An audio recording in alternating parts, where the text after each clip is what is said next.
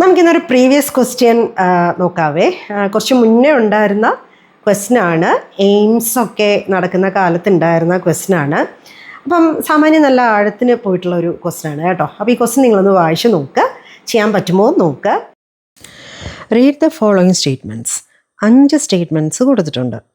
ആദ്യത്തെ statement, Salvinia is a heterosporous floating aquatic fern which lacks Roots.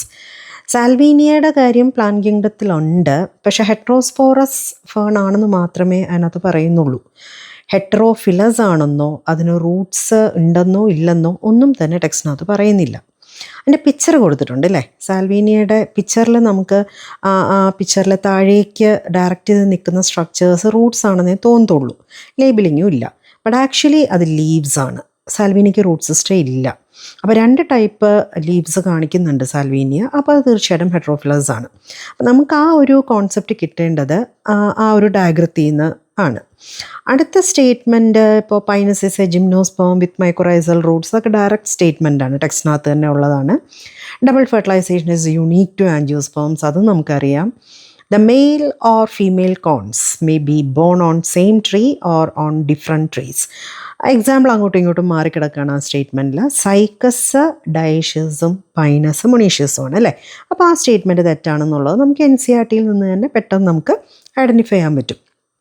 Mycoplasma lack a cell wall and they are the smallest living cells known, can survive without oxygen and are pathogenic in animals and plants. NCERTയിലെ statement തന്നെയാണ്, ആ സ്റ്റേറ്റ്മെൻറ്റും ശരിയാണ്. അപ്പോൾ ഇവിടെ നോക്കിയേ, D statement തെറ്റാണ്.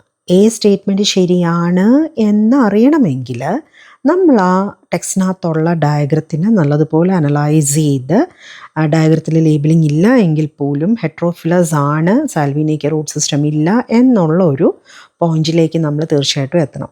2025 നീറ്റിൻ്റെ ഒരു ക്വസ്റ്റ്യൻ പാറ്റേൺ രീതി അനുസരിച്ച് അത്രത്തോളം കോൺസെപ്ച്വൽ ക്ലാരിറ്റി വരുത്തി വേണം നമ്മൾ ഓരോ സ്റ്റേറ്റ്മെൻറ്റും ഓരോ ചാപ്റ്ററും നമ്മൾ പഠിക്കാനായിട്ട്. 2026ലും അത്തരത്തിലുള്ള ക്വസ്റ്റ്യൻസ് തന്നെ നമുക്ക് പ്രതീക്ഷിക്കാം. അതായത് എയിംസിൻ്റെ അതേ ലെവലിലുള്ള ക്വസ്റ്റ്യൻസ്. നിങ്ങൾക്ക് തനിയെ ചെയ്യാൻ പറ്റിയോ? നിങ്ങൾ NCERT ടെക്സ്റ്റ് നല്ലതുപോലെ വായിക്കുകയും പഠിക്കുകയും ഒക്കെ ചെയ്തിരിക്കുന്ന കുട്ടികളാണ്.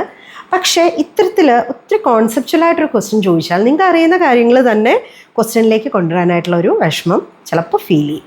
അപ്പോൾ അത്തരത്തിലുള്ള ക്വസ്റ്റ്യൻസ് ഒരുപാട് ചെയ്ത് നോക്കുക.